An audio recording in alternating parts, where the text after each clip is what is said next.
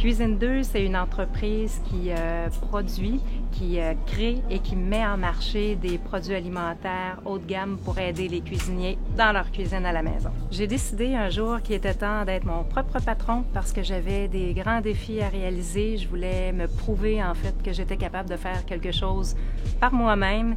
C'était un défi personnel. Mes premières ventes, j'étais terrorisée. C'était comme un grand saut dans le vide. Je m'étais toujours dit que je ferais jamais un métier comme ça où j'allais voir des clients un après l'autre. Puis finalement, une fois que la glace a été cassée, ça a très très bien été. Puis je suis contente de l'avoir fait. Il y a des personnes des fois qui se demandent s'ils devraient faire le saut, s'ils devraient créer leur entreprise de toutes pièces, qui ont peur. Il faut que ces gens-là comprennent que c'est normal d'avoir peur. À tous les jours, on a des doutes. À tous les jours, on se remet en question. Sauf que c'est la meilleure façon, justement, de revalider nos idées, d'avancer, puis de faire quelque chose qui va plaire, justement, à notre clientèle.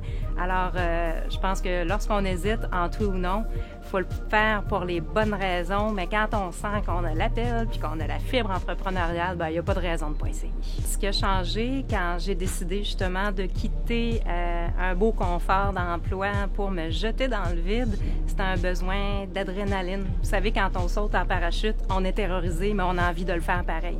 Se partir une entreprise, c'est exactement la même chose. Avant que je sois moi-même entrepreneur, j'avais une opinion des entrepreneurs comme quoi c'était des personnes extrêmement courageuses, peut-être même un peu folles de s'être lancée dans le vide.